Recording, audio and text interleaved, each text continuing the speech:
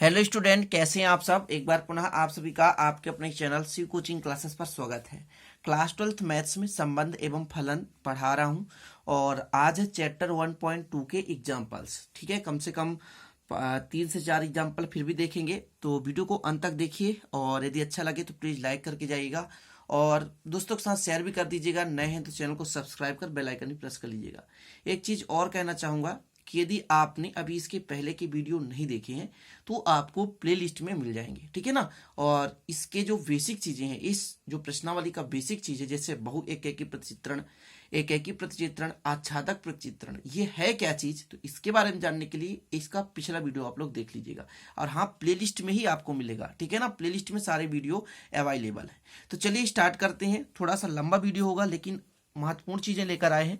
तो आज का जो पहला क्वेश्चन है, आर वास्तविक संख्याओं का समुच्चय है। मतलब एक आपके पास समुच्चय है ना, रियल नंबर का समुच्चय है तथा प्रतिचित्रण एफ आर से आर, मतलब कहने का मतलब आपके पास डोमेन भी आर है और सह डोमेन भी आर है, ठीक है ना। जैसे हमने प्रतिचित्रण सीखा था कि प्रतिचित्रण में दो चीज होती है, एक तो डोमेन, दूसरा सह डोमेन। तो आर भी डोमेन है और इसका जो प्रतिबिंब है वो आर में ही बन रहा है, मतलब सह डोमेन में भी आर ही है। जहां एफ एक्स बराबर ई की पावर एक्स, मतलब आपके पास एक फलन दे के रखा है कि ई की पावर एक्स लेकर हमको सिद्ध करना है, जहां एक्स जो है बिलोंग कर रहा है आर में, मतलब एक्स जो है रियल नंबर के अवयव है, द्वारा परिभाषित है। तो सिद्ध कीजिए एफ एक एकी प्रतिचित्रण है। एक एकी में हमने क्या बताया था कि प्रत्येक का संबंध एक एक से होता है, मतलब आपस में बराबर होते हैं, ठीक है ना। याद रखना है, तो कोई भी दो अवयव लेकर चलना है और आपको बराबर सिद्ध कर देना है। याद रखना, अभी पिछला आप नहीं पढ़े हैं, कोई दिक्कत नहीं है। बस एक ही यदि प्रूव करने को आ जाए तो बस आपको x1 बराबर x2 सिद्ध करना है। दो मेंबर लेना है आपको डोमेन के, x1 और x2। कितने अवयव लेना है? केवल और दो अवयव लेना है और सीधे उन दोनों को बराबर प्रूव कर देना है। बस आपको इतना यदि याद रहेगा तो कोई दिक्कत नहीं है, ठीक है ना स्टूडेंट। कि यदि आपका दो अवयव है और दोनों फलन पर रखने पर बराबर आ रहे हैं, कहने का मतलब x1 हमने लिया और x2 ले लिया और दोनों को हमने फलन पर रखा और फलन पर रखने के बाद दोनों चीज बराबर आ रहे हैं, तब सिद्ध हो जाएगा एक ही है, ठीक है ना। तो चलिए हल करते हैं। मानेंगे, माना क्या मानेंगे कि x1 और x2 दो अवयव हैं, वो कहाँ के हैं? रियल नंबर के हैं, क्योंकि यहां पर रियल नंबर का एक समुच्चय है। क्लियर है। तब यदि मैं कह देता कि इस फलन में यदि मैं मान रखता x1 रखता तो कितना आता है स्टूडेंट? e के पावर x के जगह x1 हो जाता। क्लियर है ना। तथा यदि मैं f x2 रखता तो कितना हो जाता? e के पावर x2 हो जाता। इतना क्लियर है। अब मुझे चेक करना है कि इन दोनों फलन का क्या मान बराबर है, और यदि बराबर आ जाए तो एक ही है। जब भी एक ही सिद्ध करना रहना, बस आपको इतना ही, दोनों फलन में दो अवयव रखो और दोनों अवयव से प्रूव करो कि दोनों के अवयव बराबर है कि नहीं। तो e के पावर x1 कर दे और e के पावर x2 कर दे। दोनों आधार समान है तो घात भी क्या होंगे? समान होंगे। ध्यान रखना, यदि आधार समान है तो घात भी क्या होंगे? समान होंगे। मतलब जब भी कभी भी घात के रूप में यदि आधार समान है तो घात भी क्या होगा? बराबर होगा। ठीक है, ये तो आप लोग क्लास 9 से पढ़ते आ रहे होंगे।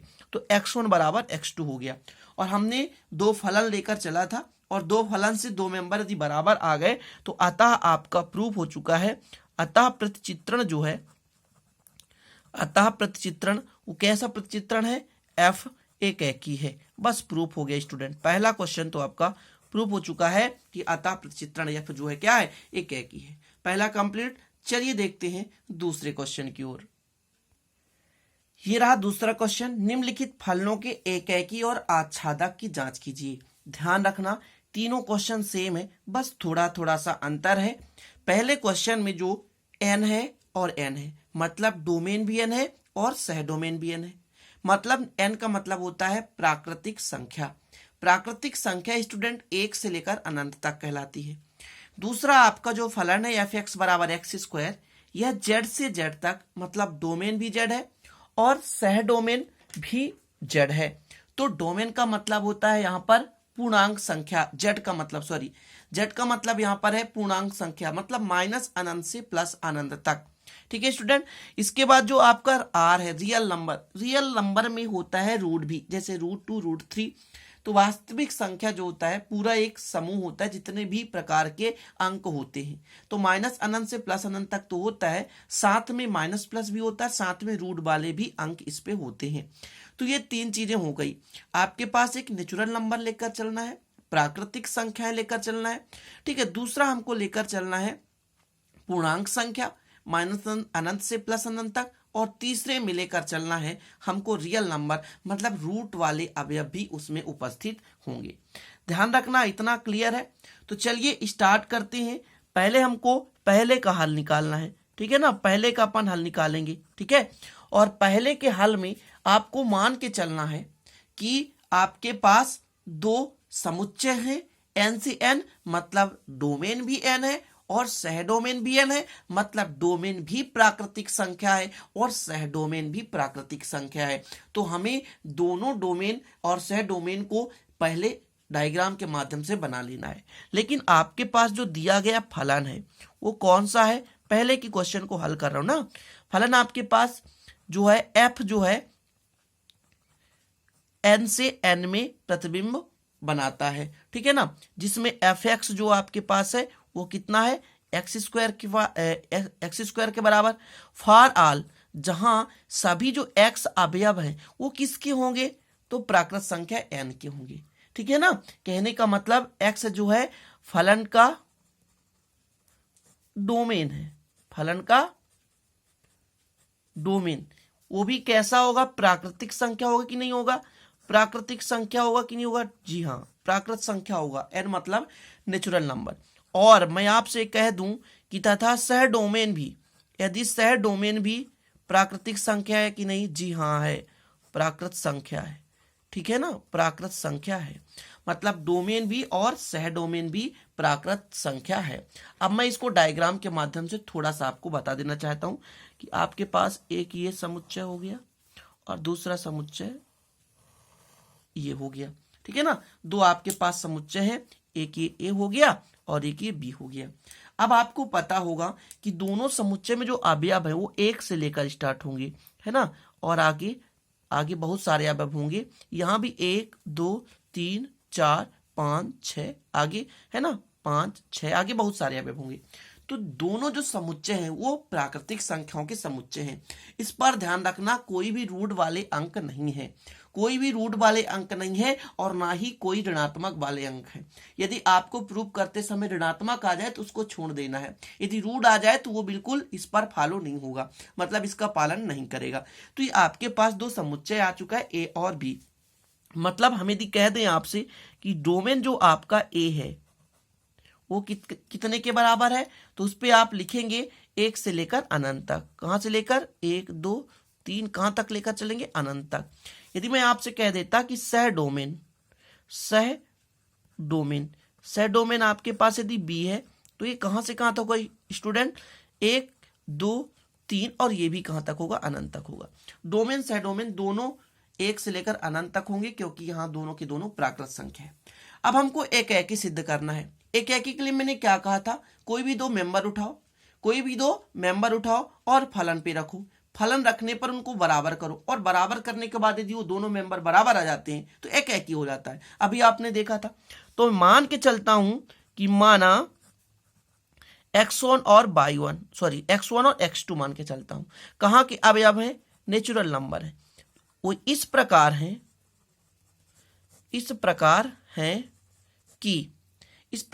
कि f(x1) बराबर f(x2). ये पहले भी मैंने बताया था कि दोनों मेंबर लीजिए, दोनों मेंबर को आप किस पे रखिए, फलन पे रखिए, और फलन पे रखने के बाद आपको करना क्या है कि उनको हमको x1 बराबर x2 सिद्ध करना है। तो यदि fx बराबर था x² था ना, तो यदि मैं कह देता आपसे कि fx1 बराबर कितना हो जाएगा, तो x1² हो जाएगा। fx बराबर x² तो fx2 बराबर हो जाएगा x2²। अब दोनों के आधार तो बराबर है नहीं, तो एक काम करते हैं, इसको इधर पक्षांतर कर लेते हैं। तो x1² माइनस x2² बराबर 0। अब आपके पास इसको यदि तोड़ना है तो x1 minus x2 a minus B और x1 plus x2 a plus B बराबर 0। अब यहाँ पर आप ही बताइए, यदि मैं करता x1 माइनस x2 बराबर 0 तो बराबर आता x1 बराबर x2। आता कि नहीं आता? जी हाँ, ये तो प्रूफ हो गया। लेकिन यदि मैं करता x1 प्लस x2 बराबर 0 तो आपके पास आता है x1 बराबर माइनस x2, जो कि क्या है? ऋणात्मक है। और ऋणात्मक कभी प्राकृत संख्या में हो ही नहीं सकता।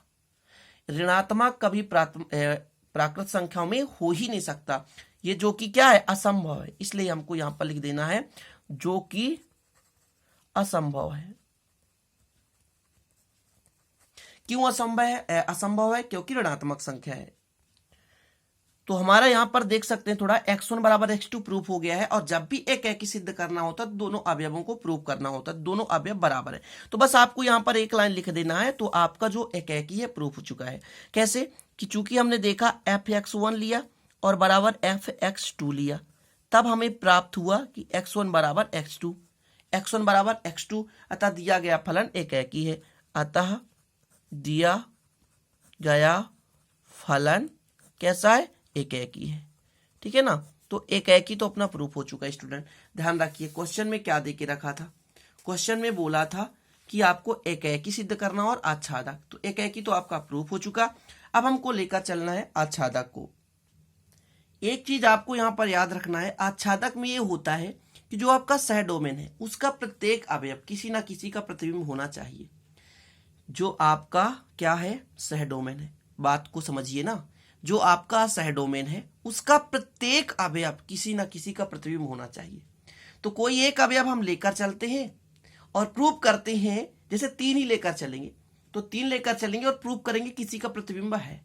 यदि 3 किसी का प्रतिबिंब है, चाहे आप कोई भी अवयव ले लो स्टूडेंट, चाहे 4 ले लो, 5 ले लो, ये मत कहना कि मेरे बुक्स में ये नहीं है सर, मेरे बुक्स में तो 5 लिया है, मेरे बुक्स में तो 3 लिया है। तो आप कुछ भी ले सकते हो। ठीक है ना? तो हम मान के चलते हैं सह डोमेन का कोई भी अवयव लेते हैं। सह डोमेन है आपके पास, सह डोमेन में एक अवयव लेते हैं। एक अवयव, कौन सा अवयव उठा लें आप ही बताइए? 3 ले लेते हैं, जो कि कहां का अवयव है? नेचुरल नंबर का है। लेते हैं। इतना क्लियर है? क्यों ले रहे हैं? आच्छादक का। कहने का मतलब यदि आपके पास से जो y वैल्यू प्राप्त हो रही है वो फलन x स्क्वायर से प्राप्त होगी। चूंकि दे के रखा है कि f(x) बराबर x स्क्वायर, मतलब x के जगह हम वैल्यू रखते हैं तो कुछ ना कुछ वैल्यू प्राप्त हो रहा है। वो कौन सा वैल्यू है? y। और वो वैल्यू कहाँ का है? सह डोमेन का। और उस सह डोमेन में हम कौन सा वेब लेकर चल रहे हैं? 3 को लेकर चल रहे हैं। मतलब x स्क्वायर में कुछ ना कुछ वैल्यू रख रहे हैं जो कि 3 के बराबर है, ये x स्क्वायर। और यदि मैं अब कह दूं कि x का कौन सा मान था जिसको आप x पर रखने पर 3 प्राप्त कर सकते हैं, तो वो था √3। अब आप ही बताइए क्या √3 इस पे है कि नहीं? समझिए ना। अब एक चीज यहां पर आपको समझाना चाहता हूं, एक्स स्क्वायर का संबंध है दोनों के बीच, एक्स स्क्वायर का संबंध। जब आप यहां √3 रखेंगे तभी तो 3 आएगा। √3 का वर्ग 3 जो पॉसिबल है क्या? संभव है क्या? क्या है संभव कि √3 a में है? बिल्कुल नहीं है। मतलब इससे हमें ज्ञात हुआ है, क्या ज्ञात हुआ है? कि सभी के सभी अवयव बिल्कुल किसी न किसी के प्रतिबिंब में पूरे के पूरे तो नहीं है, कहीं ना कहीं कुछ ना कुछ रिक्त है ना? समझ रहे हैं बात को? चीजें आप समझें, कहीं ना कहीं तो कुछ रिक्त है, इसलिए आच्छादक नहीं है। आच्छादक का मतलब ये होता है स्टूडेंट कि पूरे के पूरे अवयव, सभी के सभी अवयव किसी न किसी के प्रतिबिंब होने चाहिए। तो मैंने उठा लिया 3 और 3 उठा लिया, अब 3 उठा लिया, 3 किसी न किसी का प्रतिबिंब था, तब मुझे यह भी तो पता होना चाहिए कि किसका प्रतिबिंब था स्टूडेंट, किसका प्रतिबिंब था। तो मैंने सोचा कि यहां पर y बराबर मान लेता हूं 3, जो कि y प्राप्त हो रहा है, वो 3 किसी का प्रतिबिंब है। तब मैं यहां पर रख कर वैल्यू देखा कि x का मान √3 आ रहा है, मतलब √3 का 3 प्रतिबिंब प्राप्त होगा। तो क्या √3 a में है? नहीं है ना। तो जब √3 a में है ही नहीं है तो 3 b में हो ही नहीं सकता। कुल मिलाकर 3 प्रतिबिंब नहीं बनाता। और जब एक भी अवयव खाली रह जाए ना, एक भी अवयव प्रतिबिंब न दर्शाए, तो आच्छादक बिल्कुल नहीं हो सकता।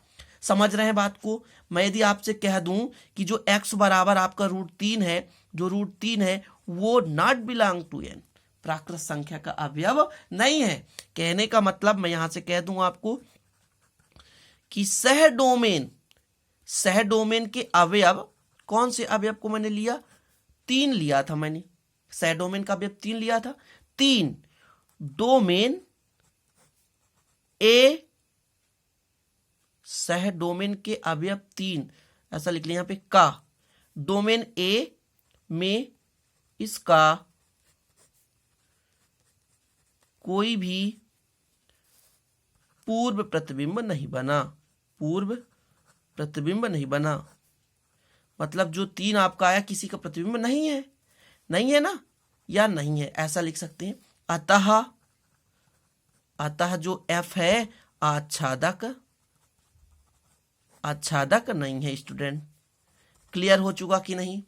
इतना तो आप समझ ही के होंगे यार कि मैं क्या समझाने वाला था। आच्छादक प्रूव करना था, आच्छादक।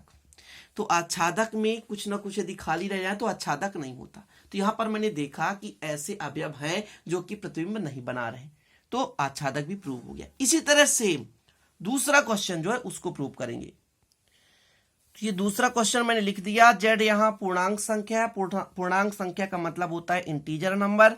तो आपको हल शुरू करना है। तो हल शुरू करते समय हमने क्या कहा था कि दिया है क्या स्टूडेंट? दिया है फलन आपके पास दिया है कि जो आपका एफ है उसके जेड के प्रतिबिंब जेड पर ही प्राप्त होते हैं, और जो आपका एफ एक्स बराबर है एक्स स्क्वायर है। और मैंने कहा था कि डोमेन भी जेड है ना, डोमेन भी पूर्णांक है ना, डोमेन भी पूर्णांक व सह डोमेन भी क्या होंगे? पूर्णांक होंगे। सह डोमेन भी क्या है? सह डोमेन भी पूर्णांक है। और जब दोनों पूर्णांक हैं मतलब इनके हमको दो समुच्चय बनाना है कि एक आपके पास ये हो गया और दूसरा ये हो गया। शॉर्टकट बना रहा हूं, ज्यादा परेशान होने की जरूरत नहीं है। ये पहला समुच्चय था, ये दूसरा समुच्चय था। इस पे अवयव भी लेकर चलना है, तो माइनस अनंत से लेकर चलना है प्लस अनंत तक। यहां भी माइनस अनंत से प्लस अनंत तक, ठीक है ना। मतलब यहाँ बिंदी कर दें आप, -4 -3 -2 -1, फिर प्लस आकर आएगा, है ना। इसमें भी ऐसा ही -2 -1 0 आएगा, फिर आपका +1 +2, फिर ऐसा आएगा। मतलब बहुत सारे अवयव होंगे। मैं यहाँ पर कहना क्या चाहता हूँ कि माइनस अनंत से प्लस अनंत तक ये आपके पास पूर्णांक है, इनके बीच कुछ ना कुछ संबंध है जिसका कुछ ना कुछ प्रतिबिंब है। तो ये मुझे प्रूव करना है कि एकाकी है कि आच्छादक है। तो मैं यदि आपसे कह देता यहाँ पर कि डोमेन जो है आपका, डोमेन कौन सा है? ए है, और सह डोमेन जो आपका है, सेम सवाल है स्टूडेंट। जब आप 2 4 करोगे ना आसानी से कर पाओगे। तो डोमेन आपका है कौन कौन सा है? तो डोमेन में है माइनस अनंत से लेकर चलना है, ठीक है, माइनस अनंत से लेकर चलना है। तो फिर -4 -3 -2 -1 0, फिर आगे चल करके अनंत तक आएगा। इसी प्रकार यदि सह डोमेन की बात की जाए, ये भी माइनस अनंत से लेकर चलना है, -3 -2 -1 0 आएगा, फिर 1 आएगा, फिर ये चलेगा अनंत तक, ठीक है ना। तो अनंत तक चलेगा। तो इस प्रकार से आपके पास डोमेन और सह डोमेन आया है। केवल अभी आपके पास क्या आया है? डोमेन और सह डोमेन।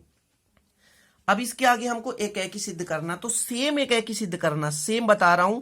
मैं मान के चलता हूं कि आपके पास x1 और x2 है, जो इंटीजर नंबर है, मतलब ये सारे के सारे इंटीजर नंबर है, i लिख सकते हैं चाहे z लिख सकते हैं, ठीक है। और वो इस प्रकार हैं कि कैसे हैं कि यदि मैं कह देता f(x1) बराबर f(x2), ठीक है, और x1 पर x1² हो जाता क्योंकि फलन ही दे के रखा है, ठीक है। फलन दे के रखा क्या? f(x) बराबर x²। तो जब x1 रखा तो x1², जब x2 रखता तो x2² हो जाता। इतना क्लियर स्टूडेंट? अब मुझे करना क्या है? इसको इधर पक्षांतर करना। तो x1 - x2 दोनों का वर्ग लग जाएगा, बराबर हो जाएगा 0। इसको मैं सॉल्व करता तो a - b a + b हो जाता, ठीक है, a - b a + b हो जाता बराबर 0। अब मैं यदि कहता कि x1 - x2 बराबर 0, और मैं कह देता x1 + x2 बराबर 0, तो एक वैल्यू आती x1 बराबर x2, और इसको पक्षांतर कर देता तो x1 बराबर -x2। यहां पर ऋणात्मक है स्टूडेंट, ऋणात्मक है, तो ऋणात्मक भी है ना, है, ऋणात्मक है कि नहीं है। लेकिन याद रखना, जब भी हमको एकाकी सिद्ध करना होगा ना, तो हमें याद रखना है कि दोनों वैल्यू बराबर होनी चाहिए, मतलब दोनों के प्रतिबिंब समान होने चाहिए। अब यहां पर हमें एक चीज और समझना है कि जो आपके पास ये आपका ये आया था क्या? सह डोमेन। और सह डोमेन में होता क्या है कि इसके प्रतिबिंब इसमें मिलने चाहिए, तो हमने देखा इसमें तो माइनस भी है यार और इसमें प्लस भी है, मतलब एक के प्रतिबिंब में दो मिल रहे हैं। यहाँ पर देखिए ना, यहाँ पर मिल रहा है कि x1 के प्लस में भी मिल रहा है और माइनस में भी मिल रहा है। अब यहाँ पर थोड़ा आपको संशय हो रहा है कि क्या बताएं, क्या सच है कि सही। अब यहाँ पर तो ये प्रतिबिंब प्रूव करना था कि x1 बराबर x2। हाँ, मैं कहता हूं कि x1 बराबर x2 प्रूव हो जाए यदि दोनों समान है तो एक ही है, लेकिन यहाँ माइनस भी हो गया है स्टूडेंट, ध्यान रखना। थोड़ा सा आपको यहाँ पर घुमा रहा हूं मैं, क्योंकि माइनस है, इंटीजर नंबर पूर्णांक संख्या में माइनस है और वास्तव में माइनस उस पर दर्शा रहा है, माइनस उस पर दर्शा रहा है। जैसे मैं यदि बात करता कि एफ एक्स बराबर आपके पास है एक्स स्क्वायर और मैंने रखा 1, तो 1 का स्क्वायर बराबर 1, और मैंने रखा -1, तो -1 का स्क्वायर बराबर 1। और यहां पर मिला क्या कि मतलब दो के यहां पर एक ही का मतलब क्या होता है, एक का संबंध होना चाहिए, लेकिन मुझे यहां पर ये चीज दिख रहा है कि दो का प्रतिबिंब एक ही मिल रहा है, तो फिर एक ही कहां से। चीजें समझे, क्योंकि माइनस है ना, यहां माइनस है ना, बिल्कुल है, माइनस है, लेकिन दो का प्रतिबिंब एक ही मिल रहा है, मतलब माइनस x2 का भी x1 है और x2 का भी x1 है। चीजें समझें, कहने का मतलब कोई दो मेंबर हमने डोमेन का उठाया, एक और -1, और दोनों का जो प्रतिबिंब एक ही है, तो एक ही में केवल एक का संबंध एक से होना चाहिए स्टूडेंट, लेकिन यहां दो का संबंध एक से है, तो एक ही है क्या, बिल्कुल नहीं है। एक ही मैंने क्या कहा, एक ही में केवल एक का संबंध एक से होना चाहिए, किंतु यहां दो का संबंध एक से है, अतः मैं कह सकता हूं कि फलन जो है एक ही नहीं है। यदि आपको लिखना है तो ऐसा लिख सकते हैं कि जो डोमेन ए है आपका, है ना, उसके जो अवयव है, डोमेन ए के अवयव, यदि -1 उठा लूं और मैं कह लूं कि एक का प्रतिबिंब, दोनों का प्रतिबिंब एक ही बन रहा है, प्रतिबिंब एक ही है ना, दोनों का प्रतिबिंब एक है, अतः जो दिया गया फलन कैसा स्टूडेंट, एक ही नहीं है। एक ही में चीजें समझें, एक ही में क्या करना होता है कि एक का संबंध एक से होना चाहिए, लेकिन यहां एक का संबंध दो से है। अब देखिए सेम है कि नहीं, बस थोड़ा सा लास्ट में घुमाया हुआ है, बस सेम है स्टूडेंट, सब कुछ प्रोसेस वही है।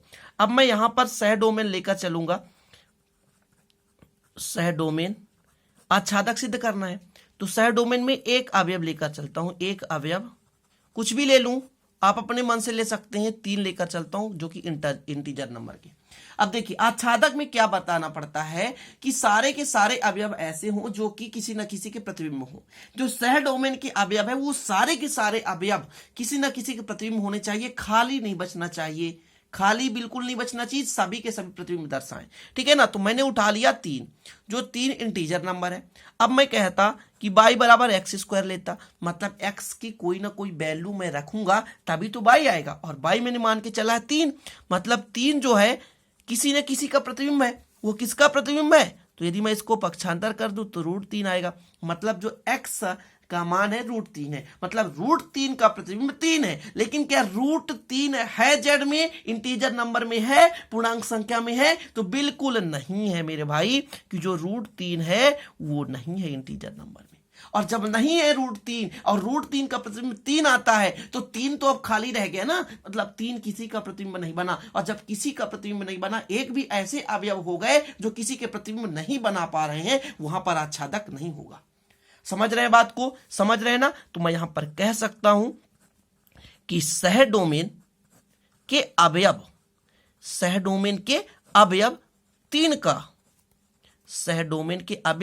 3 का डोमेन ए में इसका कोई पूर्व प्रतिबिंब, इसका कोई भी पूर्व प्रतिबिंब नहीं है, इसका कोई भी पूर्व प्रतिबिंब नहीं है, ठीक है ना। अतः मैं कह सकता हूं, अतः एफ जो है, जो फलन एफ है, वो आच्छादक नहीं है, आच्छादक नहीं है। क्लियर है ना। तो आच्छादक क्यों नहीं है, क्योंकि कुछ ना कुछ अवयव यहां पर खाली रह गए, शेष रह गए हैं स्टूडेंट। क्लियर। तो ये दूसरा भी समझ में आ गया होगा। क्वेश्चन तो भी एक और शेष है। अब ये तीसरा क्वेश्चन आपके पास एफ एक्स है, बराबर एक्स स्क्वायर ही है, और जो एफ है वो रियल नंबर है। अब रियल नंबर में रूट भी है, समझ रहे हैं, रूट है, बस अंतर इतना ही है कि रूट भी है, ठीक है ना, माइनस भी है और प्लस भी है, ध्यान रखना है। तो इसमें भी चेक करना है क्या सही है क्या गलत है। तो तीसरे क्वेश्चन के लिए अपन सॉल्व करते हैं। तीसरा क्वेश्चन आपका क्या था कि एफ एक्स बराबर एक्स स्क्वायर द्वारा प्रदत्त एफ जो आर का प्रतिबिंब है आर पर प्राप्त हो रहा है। तो यहाँ पर मैंने लिख लिया, दिया गया फलन एफ का जो फलन है वो आर का प्रतिबिंब आर पर मिल रहा है, जो कि फलन एफ एक्स बराबर एक्स स्क्वायर है। और यहाँ पर दे के रखा है कि डोमेन भी आर होगा अर्थात वास्तविक संख्या, और सह डोमेन भी वास्तविक संख्या होगा। चीजें यहाँ पर यह समझना है कि वास्तविक संख्या माइनस प्लस से प्लस अनंत, मतलब माइनस अनंत से प्लस अनंत तक तो होता है, साथ में उसके अंदर रूट भी उपस्थित होते हैं, कोई भी रूट का अंक ले लो उपस्थित होगा। चलिए प्रूव करते हैं। अपन पहले क्या करेंगे, सिद्ध करेंगे एकेकी और इसके बाद आच्छादक। स्टूडेंट यहां पर आप लोग लिख सकते हो डोमेन क्या लेकर चलोगे, तो डोमेन जो भी आपके पास ए में है और सह डोमेन लेकर चलोगे। मैं ये पूरा नहीं लिख रहा हूं, 2 क्वेश्चन आपने देखा तो समझ गए होंगे, है ना, ये आपका होगा, ठीक है, चीजें क्लियर। तो आप यहां पर इतना लिख सकते हैं। चलिए मैं मान के चलता हूं कि माना आपके पास 2 अवयव हैं x1 और x2, वो कहां है, रियल नंबर है, और वो इस प्रकार है कि किस प्रकार है कि दोनों के जो फलन है वो दोनों क्या होंगी, बराबर होंगे, तब x1 और x2 बराबर आ जाना चाहिए। तो चलिए आगे करते हैं। तो x1 स्क्वायर बराबर x2 स्क्वायर, सेम प्रोसेस, पक्षांतर कर दो मेरे डियर, बराबर 0 हो गया। अब इसको सूत्र लगा दो, ए स्क्वायर माइनस बी स्क्वायर का सूत्र क्या होता है, ए माइनस बी और ए प्लस बी इक्वल 0। अब यदि आपसे कह देता कि x1 माइनस x2 बराबर भी 0 और यहां पर x1 प्लस x2 बराबर भी 0, तो यदि मैं यहां पे कहता कि x1 बराबर x2 तो बिल्कुल करेक्ट, और x1 बराबर माइनस x2, यहां पर भी वही प्रॉब्लम हो चुका है। अब देखिए मैंने कहा था कि x1 बराबर x2 हो तभी एक ही होगा। जी हाँ, प्रत्येक का एक से संबंध होगा, मतलब एक का एक से ही संबंध, जितने भी अवयव होंगे केवल एक का एक से संबंध हो, दूसरे से नहीं होना चाहिए, तभी वो एक ही होगा। बराबर प्रूव करना है x1 बराबर x2, तो एक ही तो दिख रहा है, लेकिन यहां पर जो माइनस है, यदि ये माइनस यदि आपके पास डोमेन को डोमेन में नहीं होता, मतलब सह डोमेन में यदि नहीं होता, तो स्टूडेंट हम कह सकते थे कि एक ही है और इसको हम सीधे कर देते कि ये जो कि ये फलन में नहीं है। लेकिन हम यहां पर देख चुके हैं कि समुच्चय में माइनस भी है, प्लस भी है, अनंत भी है, तो हम यहां पर कह सकते हैं कि 2 का प्रतिबिंब एक से ही बन रहा है, 2 का सेम प्रतिबिंब बन रहा है, तब ऐसे में एक ही तो नहीं हो सकता। -1 का वर्ग करेंगे तो 1 आएगा, और +1 का वर्ग करेंगे तो 1 आएगा, -3 का वर्ग करेंगे तो 9 आएगा, और +3 का वर्ग करेंगे तो 9 आएगा। यहां से हमें क्या सीख मिला कि किन्हीं 2 अवयवों का प्रतिबिंब एक ही चीज मिल रहा है, और जब 2 का 1 के साथ मिलन हो रहा है तो डेफिनेट एक ही तो हो ही नहीं सकता। एक ही का मतलब हर एक व्यक्ति के पास एक ही पत्नी होनी चाहिए, समझ रहे हैं ना, किसी 2 व्यक्ति की एक पत्नी नहीं हो सकती है। वही चीज यहां पर लागू होगा कि स्टूडेंट एक का संबंध एक से होगा, एक का प्रतिबिंब केवल एक से होगा, तभी एक ही है। लेकिन यहां पर सीख हमें मिल रहा है। अब आप सोचेंगे कि पहले नंबर में सर माइनस तो हमने गायब कर दिया था, तो पहले नंबर में माइनस इसलिए अमान्य कर दिया था क्योंकि वहां जो डोमेन सह डोमेन था, दोनों के दोनों पॉजिटिव थे, प्राकृत संख्याएं थी। वहां पर जो प्रतिबिंब लेना था जिससे, मतलब डोमेन के जो अवयव थे, तो माइनस थे ही नहीं, इसलिए उसको हमने अमान्य कर दिया। लेकिन यहां पर तो माइनस है, तो यहां पर हमको देखना पड़ेगा, क्या देखना पड़ेगा कि यदि हम रख दें, ठीक है ना, देखिए यहां पर लिख सकते हैं अर्थात डोमेन के 2 अवयवों का प्रतिबिंब 2 अवयवों का प्रतिबिंब समान है, ठीक है, 2 अवयवों का प्रतिबिंब समान है। और जब 2 अवयव का प्रतिबिंब समान हो तो सीधे आप कह सकते हैं कि अतः जो f है, f क्या है, एक ही फलन नहीं है, एक ही फलन नहीं है, ठीक है ना, एक ही तो आपने सिद्ध कर दिया। अब देखते हैं आच्छादक। आच्छादक में ये होता है कि कोई भी अवयव खाली ना होने पाए, किसी न किसी का प्रतिबिंब होना चाहिए। तो मैं मान के चलता हूं एक सह डोमेन, सभी में 3 लिया हूं, इसमें भी लेते हैं, ठीक है ना, सह डोमेन में एक अवयव 3 लेते हैं जो कि रियल नंबर लेते हैं, ठीक है ना, तब जो हमारा y बराबर एक्स स्क्वायर होता है, तो 3 बराबर एक्स स्क्वायर, सेम प्रोसेस, तो x बराबर √3। अब क्या √3 इसमें है? जी हाँ है। इसके लिए तो वास्तव में यार ये है, ये रियल नंबर में है, वास्तविक संख्या है कि नहीं? बिल्कुल है। √3 का प्रतिबिंब 3 है, ये तो प्रूफ हो रहा है, ये तो प्रूफ हो रहा है। तो हम तो कह सकते हैं यहाँ पे, लेकिन अभी और चेक करना है, इतने पे ही नहीं रह जाना है। सह डोमेन के अवयव 3 का, है ना, ए में पूर्व प्रतिबिंब है,